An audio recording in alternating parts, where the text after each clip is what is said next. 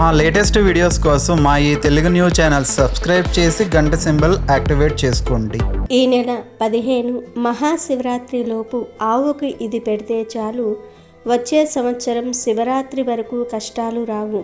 మీ జీవితం మారిపోతుంది. కటిక దరిద్రుడైన కోటీశ్వరుడు అవుతాడు. ఎందుకంటే మన సనాతన ధర్మంలో గోమాతకు ఉన్న స్థానం సామాన్యమైనది కాదు. ఆవు కేవలం ఒక జంతువు మాత్రమే కాదు, అది ముక్కోటి దేవతల నిలయం. ఆవు వెన్నెముకలో సూర్యకేతు నాడి అనే ఒక అద్భుతమైన నరం ఉంటుంది. ఈ నాడి సూర్యరశ్మిని గ్రహించి ఆవు పాలల్లో, మూత్రంలో మరియు పేడలో బంగారు మూలకాలను ఉత్పత్తి చేస్తుంది. అందుకే ఆవు పాలు బంగారు వర్ణంలో మెరుస్తూ ఉంటాయి. కేవలం ఆవును తాకటం వల్ల మన శరీరంలోని నెగిటివ్ ఎనర్జీ తొలగిపోయి రక్తపోటు వంటి సమస్యలు తగ్గుతాయని శాస్త్రాలు చెప్తూ ఉన్నాయి.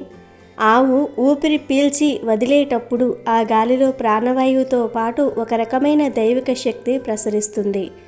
అందుకే పూర్వం గోశాలల్లో నివసించే వారికి ఆరోగ్య సమస్యలు తక్కువగా ఉండేవి.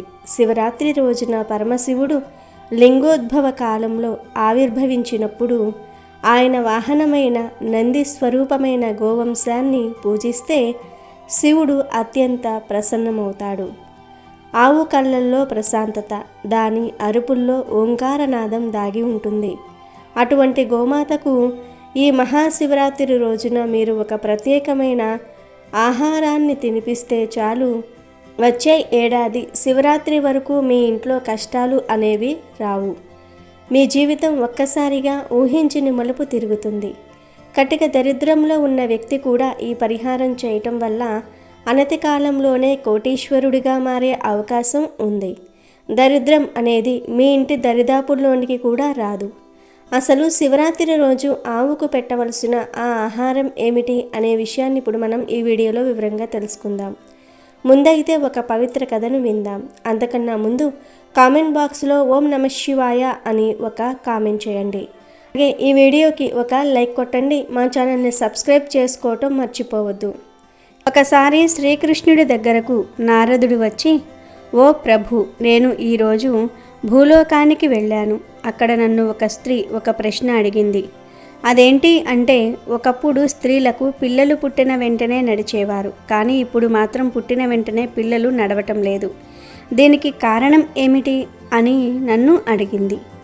ఆ ప్రశ్నకు సమాధానం ఏంటో నాకు తెలియక నేను మీ దగ్గరకు వచ్చాను. దయచేసి ఈ ప్రశ్నకు సమాధానం చెప్పండి అని అడిగాడు నారదుడు. అప్పుడు శ్రీకృష్ణుడు, ఓ నారదముని, మీ ప్రశ్నకు సమాధానం తెలుసుకోవాలనుకుంటే నేను మీకు ముందుగా ఒక కథ చెప్తాను. కానీ ఈ కథను వినాలంటే ఒక షరతు ఉంది. అదేమిటి అంటే, ఈ కథను ప్రతి ఒక్కరూ కూడా పూర్తిగా వినాల్సి ఉంటుంది. మధ్యలోనే ఈ కథను వినకుండా వెళ్ళిపోతే నరకలోకం ప్రాప్తిస్తుంది. కానీ ఎవరైతే పూర్తిగా వింటారో వారికి సర్వ పాపాల నుండి విముక్తి దొరుకుతుంది అని చెప్పి శ్రీకృష్ణుడు కథను చెప్పటం మొదలుపెట్టాడు. నారద, ఒకప్పుడు జ్ఞానశర్మ అనే ఒక వ్యక్తి ఉండేవాడు. పేరులో జ్ఞానం ఉన్నా అతను ఎప్పుడూ జ్ఞానం లేనట్టు ప్రవర్తించేవాడు. అతను చాలా స్వార్థపరుడు. అతనికి ఒక ఆవు ఉండేది. ఆ ఆవుకు అతను పచ్చిమేత దానాగా వేస్తూ ఉండేవాడు.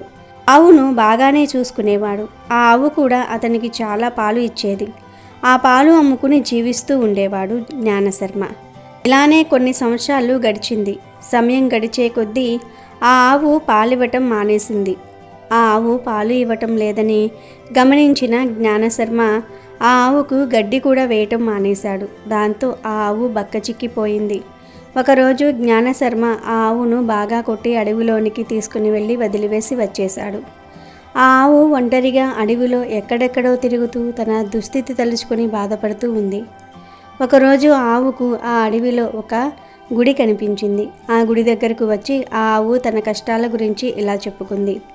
అన్ని జన్మల్లోకెల్లా మానవ జన్మ అత్యంత ఉత్తమమైనది. కానీ మానవుడు ఎన్నో పాపాలు, ఎన్నో అకృత్యాలు చేస్తూ ఉన్నాడు.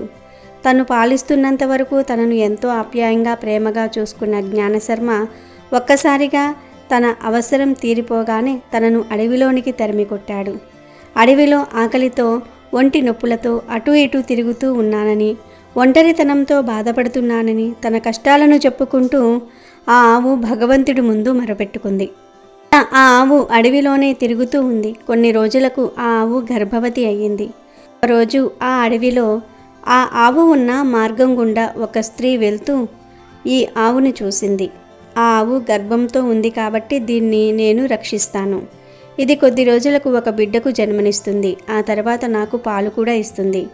ఆ పాలను అమ్ముకుని జీవనం గడపవచ్చునని మనసులో అనుకుంటూ ఆ స్త్రీ ఆవును పట్టుకోవడానికి తన భర్తను పిలవడానికి వెళ్ళింది. భర్తకు తన మనసులోని మాట చెప్పి తన భర్తతో పాటు ఆ మహిళ అక్కడికి చేరుకునే లోపే ఆవు అక్కడి నుంచి వెళ్ళిపోయింది. మెల్లగా సమయం గడిచిపోతూ ఉంది. ఆవు ప్రసవించే సమయం దగ్గర పడింది. అప్పుడు ఆవు ఏకాంతంగా ఉన్న ఒక ప్రదేశానికి వెళ్ళి ఒక దూడకు జన్మనిచ్చింది. ఆ దూడ పుట్టిన కొంత సమయానికి ఇంతకు ముందు ఆవును చూసిన స్త్రీ మరొకసారి అడవికి వచ్చింది. ఆ స్త్రీ ఆ ఆవును చూసింది. ఆ ఆవును చూడగానే ఆశ్చర్యపోయి, గతంలో నేను చూసిన ఆవు ఇదే కదా, దీనికి దూడ కూడా జన్మించిందన్నమాట. నేను వెంటనే వెళ్ళి నా భర్తను మరొక్కసారి ఇక్కడికి పిలుచుకుని వస్తానని ఆమె అక్కడి నుంచి వెళ్ళడానికి సిద్ధపడింది. కానీ అంతలో ఆ మహిళను చూసి ఆ ఆవు, అమ్మా, నీకు పుణ్యం ఉంటుంది, నా బిడ్డను నా మెడ మీద పెట్టవా? నేను నా బిడ్డను తీసుకుని ఇక్కడి నుంచి సురక్షితమైన ప్రాంతానికి వెళ్ళిపోతాను. ఈ ఒక్క సహాయం చేశావంటే నేను నీకు ఎంతగానో రుణపడి ఉంటాను. లేదంటే నా బిడ్డ చనిపోతుంది. ఒక 8 నెలల తర్వాత నా బిడ్డ నడక నేర్చుకుని తన సంరక్షణ తాను చూసుకోగలదు. దయచేసి నాకు ఈ ఒక్క సహాయం చెయ్యవా అని ఆ ఆవు ఆ స్త్రీని అడిగింది. ఒకప్పుడు ఆవుకు దూడ పుట్టిన వెంటనే నడక నేర్చుకునేది కాదు.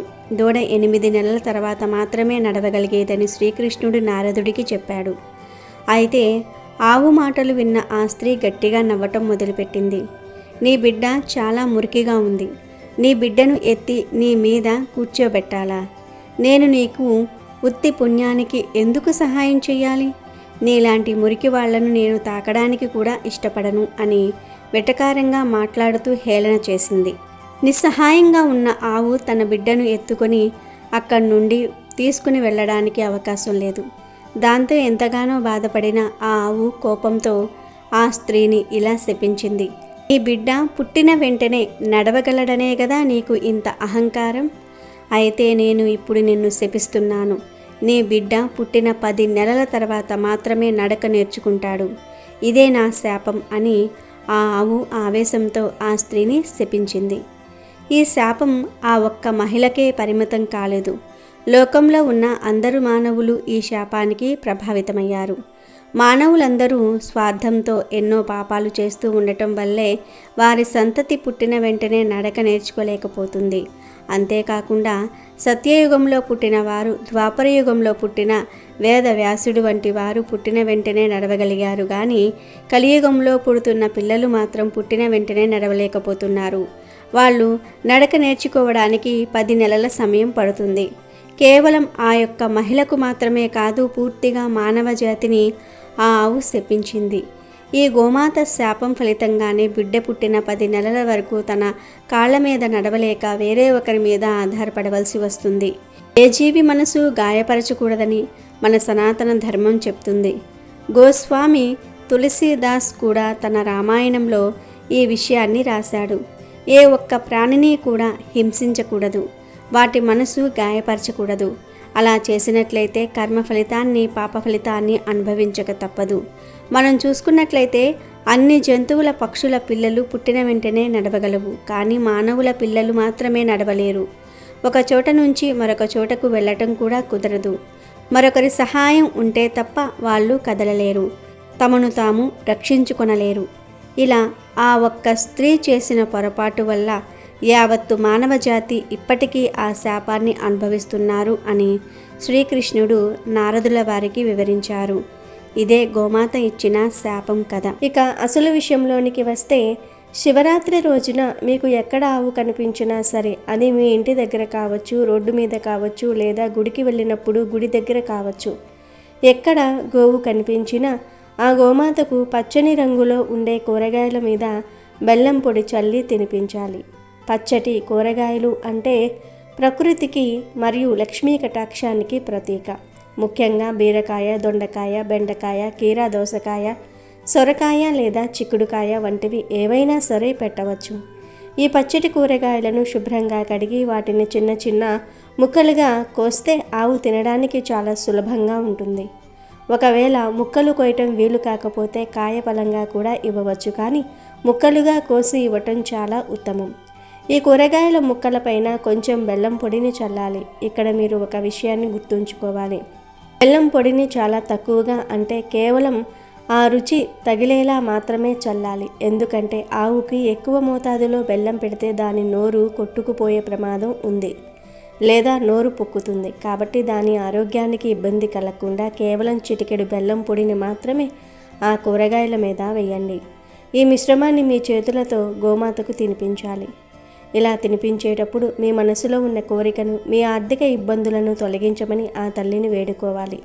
ఆవు ఆ ఆహారాన్ని స్వీకరిస్తున్నప్పుడు దాని నాలుక మీ చేతికి తగిలితే అది మీ పూర్వజన్మ పాపాలన్నీ తొలగిపోతున్నట్లుగా భావించాలి.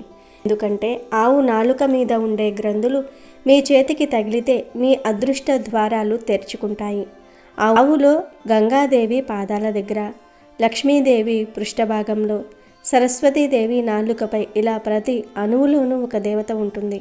శివరాత్రి వంటి పవిత్ర సమయంలో ఈ పచ్చటి ఆహారాన్ని ఆవుకు అందించటం వల్ల కుబేర స్థానం మీ సొంతమవుతుంది. గోమాత సంతృప్తి చెందితే విశ్వమే సంతృప్తి చెందినట్లు. వచ్చే ఏడాది వరకు మీకు తిరిగిలేని ఆదాయం లభిస్తుంది. ఉద్యోగాల్లో ప్రమోషన్లు రావటం, వ్యాపారంలో లాభాలు రావటం, అప్పుల బాధల నుండి విముక్తి పొందటం వంటి మార్పులు మీరు స్వయంగా చూస్తారు. కటిక పేదవాడైనా సరే ఈ ప్రక్రియ చేసిన తర్వాత అతడికి అష్టైశ్వర్యాలు సిద్ధిస్తాయి. తరతరాలు తిన్నా తరగని అపారమైన ఐశ్వర్యం మీ సొంతమవుతుంది.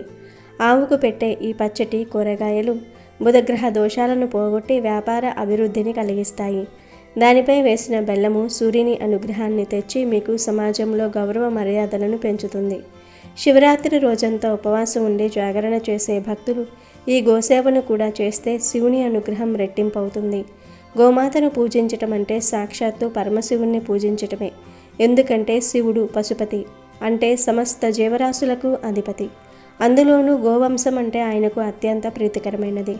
ఆవు అడుగుపడిన చోట వాస్తు దోషాలు తొలగిపోతాయి. ఆవు అరిచిన చోట దుష్ట శక్తులు పారిపోతాయి. అటువంటి మహిమగల గోమాతకు ఈ శివరాత్రి రోజున ఈ చిరు ఆహారాన్ని సమర్పించి మీ జీవితాన్ని ధన్యం చేసుకోండి. కేవలం ఒక్కరోజు మీరు చేసే ఈ చిన్న సాయం మీ వంశాన్ని ఉద్ధరిస్తుంది. ఆర్థిక ఇబ్బందులతో సతమతమవుతున్న వారు, ఎన్ని పూజలు చేసినా ఫలితం దక్కని వారు ఈసారి మహాశివరాత్రి నాడు ఈ రహస్య పరిహారాన్ని ఖచ్చితంగా పాటించి చూడండి. మీ కష్టాలన్నీ పటాపంచలైపోతాయి. కోటీశ్వర్లు అయ్యే మార్గం సుగమం అవుతుంది. ఆవుకు ఆహారం పెట్టిన తర్వాత దాని వెన్ను నిమురుతూ 3 ప్రదక్షిణలు చేయటం ఇంకా మంచిది. ఈ ఆహారం పెట్టడం వల్ల గోమాత కడుపు నిండితే ఆ తృప్తి మీ జీవితంలో వెలుగులు నింపుతుంది. అష్టైశ్వర్యాలు, భోగభాగ్యాలు మీకు చేకూరుతాయి. కనుక అందరూ శివరాత్రి రోజు ఆవుకు ఈ కూరగాయల్లో నుండి ఏదో ఒక కూరగాయను తప్పనిసరిగా పెట్టండి. వీటితో పాటు ఇప్పుడు చెప్పుకోబోయే పదార్థాలను ఆవుకు తినిపిస్తే మీకు సిరి సంపదలు కలుగుతాయి. మీ ఆస్తి వృద్ధి చెందుతుంది. మరి ఆ పదార్థాలు ఏమిటో తెలుసుకుందాం. 5 గంటల పాటు నానబెట్టిన ఉలవలను తినిపించటం వల్ల ఉద్యోగంలో స్థిరత్వం ఉంటుంది. నానబెట్టిన బొబ్బర్లను తినిపిస్తే ధనం బాగా సంపాదిస్తారు. నానబెట్టిన గోధుమలను తినిపిస్తే కీర్తి ప్రతిష్టలు పెరుగుతాయి. సమాజంలో మంచి పేరు వస్తుంది. గోమాతకు కొంచెం నీటితో కలిపి బియ్యం పిండిని తినిపిస్తే మానసికంగా ప్రశాంతత లభిస్తుంది. ఇంట్లో గొడవలు అవుతున్న వారు ఇలా చేస్తే ఫలితం ఉంటుంది. అలాగే నానబెట్టిన కందులను తినిపిస్తే కోపం బాగా ఉన్నవారు తగ్గించుకుంటారు. 5 గంటల పాటు నానబెట్టిన కుసుమలను తినిపిస్తే మనసు, ఆత్మ పరిశుద్ధం అవుతుంది. నానబెట్టిన శనగలను గోమాతకు తినిపిస్తే ఆధ్యాత్మిక చింతన అలవడుతుంది. కొంచెం నీటితో కలిపి బెల్లం, రాగి పిండిని తినిపిస్తే అష్టైశ్వర్యాలు కలుగుతాయి. నానబెట్టిన పెసలను తినిపిస్తే విద్యాభివృద్ధి జరుగుతుంది. ఉడికించిన బంగాళదుంపలను తినిపిస్తే నరఘోష నివారణ జరుగుతుంది. క్యారెట్లను తినిపిస్తే వ్యాపారంలో వృద్ధి సాధిస్తారు. బీట్రూట్, పాలకూరతో ఐశ్వర్య ప్రాప్తిని పొందవచ్చు. గోమాతకు దోసకాయలను తినిపిస్తే శత్రువుల బాధ తగ్గుతుంది. గోమాతకు టమాటాలను తినిపిస్తే పెళ్లి త్వరగా అవుతుందట. బయట కనిపించే ఆవులకు కానీ, లేదంటే దగ్గరలో ఉండే గోశాలకు వెళ్ళి కానీ వెళ్ళి గోవులకు మీరు టమాటాలను పెట్టవచ్చు. ఇలా ఆవుకు టమాటాలను పెట్టడం వల్ల త్వరలో పెళ్లి కుదురుతుంది. ఆవుకు ఈ ఆహార పదార్థాలు తినిపిస్తే అతి తొందరలోనే మీరు పడుతున్న బాధల నుండి విముక్తి కలుగుతుంది. ఇలా చేయటం వల్ల మంచి జరుగుతుంది. మరి ప్రతి ఒక్కరూ శివరాత్రి లోపు లేదా శివరాత్రి రోజు ఆవు కనిపిస్తే ఈ ఆహార పదార్థాలను తినిపించండి. మీ సమస్యలను దూరం చేసుకుని ఆనందంగా జీవించండి. శివరాత్రి అనేది ఒక గొప్ప పర్వదినం. ఎందుకంటే ఈరోజే శివుడు లింగ రూపంలో ఆవిర్భవించాడు. శివపార్వతుల కళ్యాణం జరిగింది ఈరోజే. అలాగే శివుడు గరళాన్ని కంఠంలో నిలుపుకొని గరళ కంఠుడిగా మారింది కూడా ఈరోజే. మహాశివరాత్రి అనేది మన హిందువులు జరుపుకునే పెద్ద పండుగ. శివరాత్రి రోజు ఖచ్చితంగా కొన్ని నియమాలు పాటించాలి. శివరాత్రి రోజు ఆడవారు తప్పనిసరిగా ఉదయాన్నే నిద్రలేచి శుచిగా స్నానం చేసి ఇల్లంతా పసుపు నీళ్లు చల్లుకోవాలి.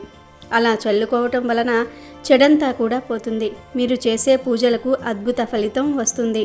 అలాగే ఈరోజు మీరు ఇంట్లో పూజ గదిలో నారికేల దీపాన్ని పెట్టండి. నారికేల దీపం అంటే పరమేశ్వరుడికి ఎంతో ఇష్టం. శివరాత్రి రోజు నారికేల దీపం ఎవరైతే వెలిగిస్తారో వారికి శివుడి అనుగ్రహంతో సకల ఐశ్వర్యాలు సిద్ధిస్తాయి అని శాస్త్రాలు చెప్తూ ఉన్నాయి. కనుక అందరూ కూడా ఈరోజు నారికేల దీపాన్ని పెట్టండి. నారికేల దీపం ఎలా పెట్టాలంటే ఏమీ లేదు. శివరాత్రి రోజు ఒక మంచి కొబ్బరికాయను చక్కగా 2 ముక్కలుగా పగలగొట్టి ఆ ముక్కలను ఒక ప్లేట్లో బియ్యం పోసి బియ్యం మీద ముక్కలను పెట్టి నువ్వుల నూనె లేదా కొబ్బరి నూనె పోసి 3 ఒత్తులు వేసి దీపం పెట్టుకోవాలి.